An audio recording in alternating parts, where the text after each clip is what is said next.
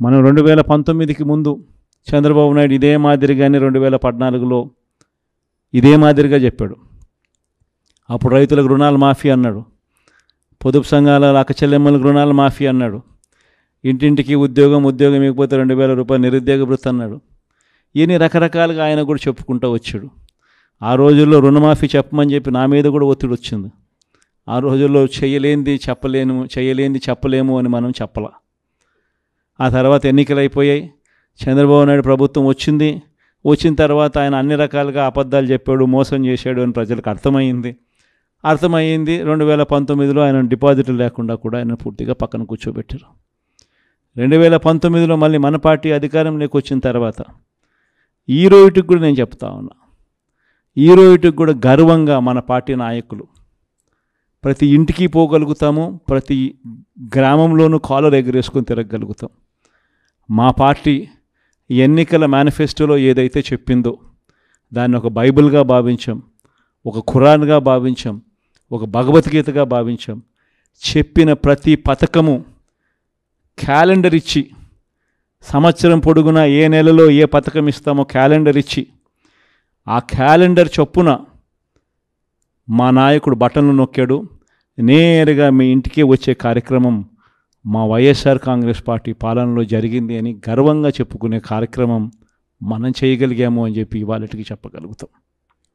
ఎప్పుడైనా కూడా ఒకటి గుర్తుపెట్టుకోండి, రాజకీయాలలో ఎప్పుడైనా కూడా ఎవరైనా కూడా ఎదగాలనుకుంటే కష్టకాలం వచ్చినప్పుడు ఆ కష్టాలలో మనం ఎలా ప్రవర్తించాము అన్నది ప్రజలు చూస్తూ ఉంటారు. ఆ ప్రజలే మనకు శ్రీరామ రక్షగా తోడుగా ఉంటారు. దయచేసి మీ అందరికీ కూడా నేను ఒకటి చెప్తా ఉన్నా, రాజకీయాలలో విలువలు ఉండాలి. రాజకీయాలలో ఉన్నప్పుడు విశ్వసనీయత అన్న పదానికి అర్థం తెలిసి ఉండాలి. కష్టాలు వస్తాయి, కష్టాలు రాకుండా ఏ సృష్టి ఉండదు. కానీ ఒక చీకటి వచ్చిన తర్వాత ఖచ్చితంగా పగలు రాక తప్పదు. చీకటి వచ్చిన తర్వాత మళ్ళీ వెలుతురు రాక తప్పదు. ఆ చీకటిలో ఉన్నప్పుడు, ఆ కష్టాల్లో ఉన్నప్పుడు మనమేమిటి అన్నది ప్రజలు మనల్ని చూస్తారు. మనమేమిటి అన్నది ప్రజలు మనల్ని చూసినప్పుడు ప్రజలు మన పట్ల ఫలాని వాడు మా నాయకుడు అని చెప్పుకునేంత రీతిలో మన యాటిట్యూడు, మన బిహేవియరు, మన క్యారెక్టరు, మన గుణగుణాలు ఉన్నప్పుడు ఆటోమేటిక్లీ మళ్ళీ మనం ఇప్పుడున్న స్థానం కన్నా ఇంకా పై స్థానంలోకి ఎదుగుతాం. ఇది మాత్రం ప్రతి ఒక్కరూ ఖచ్చితంగా గుర్తుపెట్టుకోమని కోరుతా ఉన్నా. మీ అందరికీ నేను ఒకటే చెప్తా ఉన్నా, జగన్ గురించి మాట్లాడాల్సి వస్తే ఎక్కడైనా ఏ ఇంట్లో అయినా కానీ ఎవరైనా ఏం మాట్లాడతారనంటే, జగన్ బాగా చూసుకున్నాడబ్బా, జగన్ మా అందరికీ పలావ్ పెట్టాడు, బాగా చూసుకున్నాడు. కానీ చంద్రబాబు నాయుడు బిర్యానీ పెడతానన్నాడు కాబట్టి కాస్తో కూస్తో మోసపోయాము. ఇప్పుడు ఆయన పాలన వచ్చింది, బిర్యానీ పోయింది, పలావు పోయింది, పస్తు పండుకునే పరిస్థితిలోకి వచ్చినాము అని చెప్పి మాట ఇవాళ ప్రతి ఇంట్లో కూడా వినిపిస్తూ ఉంది. కాబట్టి ఖచ్చితంగా చంద్రబాబు నాయుడు చేసే మోసాలు, అబద్ధాలను చాలా వేగంగా ఆయనకు చుట్టుకుంటాయి. ఈరోజు నిజంగా స్కూళ్ళు దారుణంగా చెడిపోయే పరిస్థితులకు వచ్చినాయి, హాస్పిటళ్ళు దారుణంగా చెడిపోయే పరిస్థితులకు వచ్చినాయి. ఈరోజు వ్యవసాయంలో రైతులందరూ మళ్ళీ క్యూలలో నిలబడే పరిస్థితులకి ఇవాళ కనిపిస్తూ ఉంది.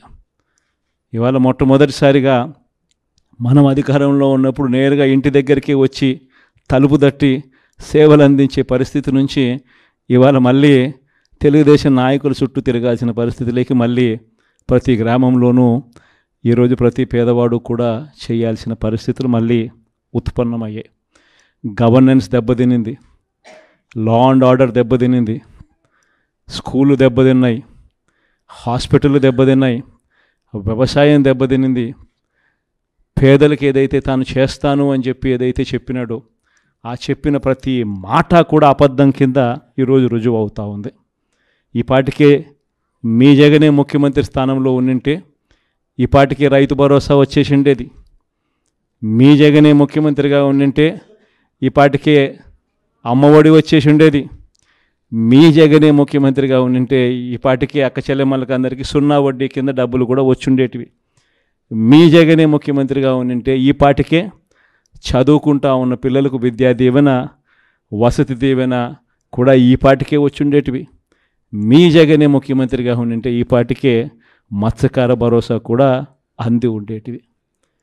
మీ జగనే ముఖ్యమంత్రిగా ఉండింటే క్యాలెండర్ ప్రకారం ఈ పాటికే ఇవన్నీ పథకాలు వచ్చి ఉండేటివి. కానీ ఈ తేడా ప్రజలు గమనిస్తూనే ఉండరు. జగన్ లేనిదానికి జగన్ ఉన్నదానికి మధ్య తేడా అన్నది గమనిస్తూనే ఉండరు. ఈ 5 సంవత్సరాల పాలనలో మనం ధైర్యంగా ఉండి మనం గట్టిగా ప్రజలకు ఇంకా మనం చేరువుగా ఉంటే చాలు, ప్రజలకు మనం తోడుగా ఉన్నట్టుగా దగ్గరగా ఉంటే చాలు. ప్రజలే చంద్రబాబు నాయుడును తెలుగుదేశం పార్టీని తిడతాబోతారు. ప్రజలే చంద్రబాబు నాయుడును తెలుగుదేశం పార్టీని నామరూపాలు లేకుండా చేసే కార్యక్రమం కూడా ఖచ్చితంగా జరుగుతుంది. మనల్ని మళ్ళీ ప్రజలే దండలు వేస్తూ మళ్ళీ మనల్ని పిలుచుకునే కార్యక్రమం కూడా ప్రజలే చేస్తారు. కాబట్టి ఖచ్చితంగా మీరు ఈ విషయాలన్నీ గుర్తుపెట్టుకోండి. ఈ ఎమ్మెల్సీ ఎలక్షన్స్లో మనం అభ్యర్థిగా ఎన్నుకునేటప్పుడు కూడా మనం బొత్స సత్యనారాయణను ఎన్నిక చేసుకున్నాం. చేసే ముందు కూడా నేను అడిగా, అందరి ఎమ్మెల్యే అభ్యర్థులని అడిగా, అందరి పోటీ చేసిన ఎంపీ అభ్యర్థులు అందరినీ కూడా పిలిపించి అందరినీ అడిగా. అధికారంలో ఉన్నప్పుడైతే మనం ఎవరి పేరు చెప్పినా కానీ చెల్లుబాటు అయిపోతుంది. కానీ ప్రతిపక్షంలో ఉన్నప్పుడు మనం ధీటైన అభ్యర్థిని మనం పెట్టలేకపోతే ఆ పెట్టే అభ్యర్థి అన్ని రకాలుగా మోటుకునే కెపాసిటీ ఉన్న అభ్యర్థిని మనం పెట్టుకోలేకపోతే మనం నష్టపోతాము అన్నది ప్రతి అభ్యర్థి కూడా నాకు చెప్పడం జరిగింది. అంతా ఆలోచన చేసిన తర్వాత బొత్స సత్యనారాయణ అన్న పేరు యునానిమస్గా అందరం కూడా రైట్ అభ్యర్థి అని చెప్పి డిసైడ్ చేయడం జరిగింది.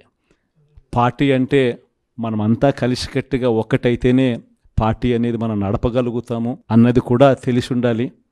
మనమంతా ఐక్యంగా కష్టపడే కార్యక్రమానికి మనమంతా అడుగులు ముందుకు వేయడానికి సిద్ధపడాలి అని మిమ్మల్ని అందరినీ కూడా కోరుతూ బొత్స సత్యనారాయణను మంచి మెజారిటీతో గొప్పగా మన పార్టీ ప్రతిష్టను పెంపొందించే విధంగా అందరం కూడా తోడుగా ఉండి సహాయ సహకారాలు అందించాలని మిమ్మల్ని అందరినీ కూడా కోరుతా ఉన్నాను.